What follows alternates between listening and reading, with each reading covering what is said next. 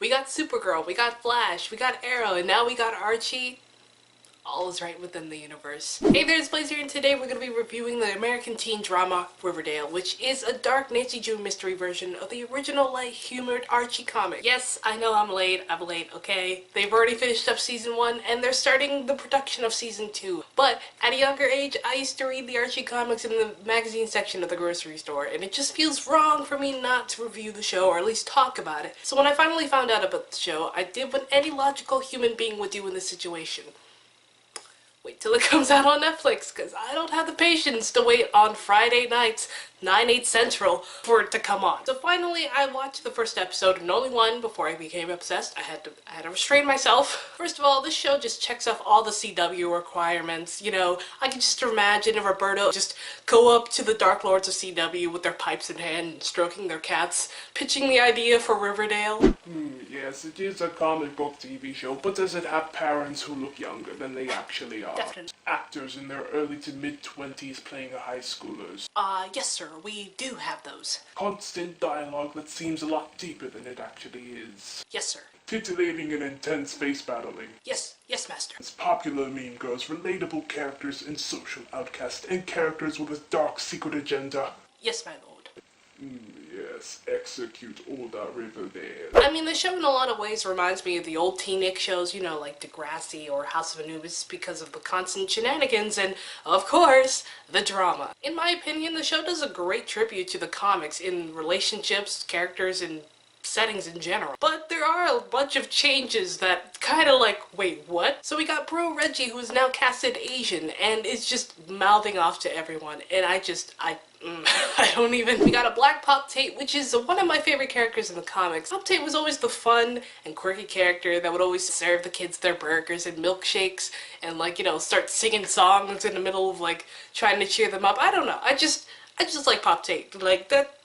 We got the Black Pussycats that I'm pretty curious of what they add to the story, rather than just do what they normally do, which is create music. Speaking of musicians, Archie, who is the main character in these series, he's also wanting to strive to become a musician, and Josie, who's the leader of the Pussycats, are kind of at odds with Archie. I'm pretty happy with this casting. I think they captured their personalities on screen pretty well. Now, Betty Cooper, who is also one of the main characters, is kind of the sweet girl next door who's just typically nice to everyone. You know, she's a people pleaser, which leaves her vulnerable to most people like Cherry Blossom, who is Jason Blossom's twin. Look, this redhead is just cruel for the sake of being cruel, and I'm not even in the second episode yet. Cheryl's like the Regina George of the whole series. You know, she's just redheaded and mean, and as I quote, the devil incarnate. But when Veronica Lodge steps in, Cheryl and her are like oil and water. Veronica has been that mean girl, and she was trying her best to be,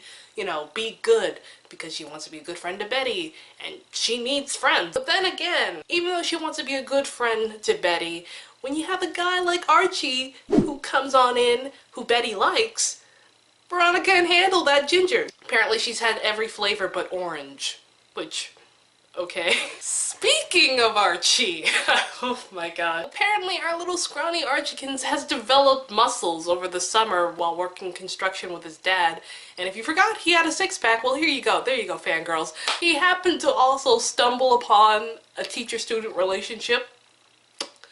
What? What? I know this was gonna go dark from the beginning. I mean, this is CW. You know, Vampire Diaries and Supernatural kind of like built up to it, but we just went straight. We're just escalating the plot even more. It's not even the second episode yet. First of all, though, who is she? She is not the Miss Grundy I know. The Miss Grundy I know is a sweet old little woman who loves all her students, but not in that way. You expect me to believe this younger woman of Miss Grundy driving up real slow like in her Taylor Swift heart-shaped glasses with that if you're 16, I'm 16 look on her face? Like, no, then you thought Vampire Diaries had dirty fan service. It's just ooh. Guys, it's not even the second episode, and I've already caught a sex scene. Like, no full nudity, okay? This is TV-14 after all. You got Betty showing cleavage in her perky pink little bra, and then Archie once again with his shirt off. Like, I think this is the third time I've seen this man with his shirt off. The W is really trying to get those fans, and it doesn't stop there. If you're shipping BNV, well, here we go. We're gonna make them kiss. It's just there. There's no reason for it being there. I'm not complaining. I mean, like, it just caught me off guard. I was like, oh. Dang it, CW, you're trying to get me immersed. I'm not.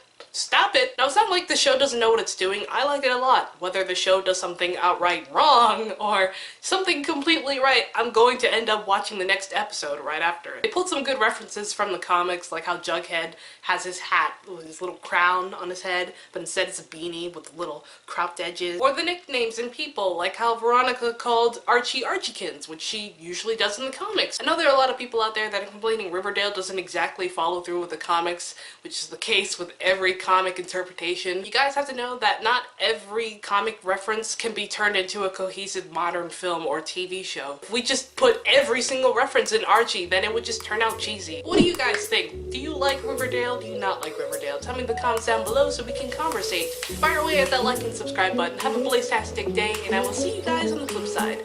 Bye-bye.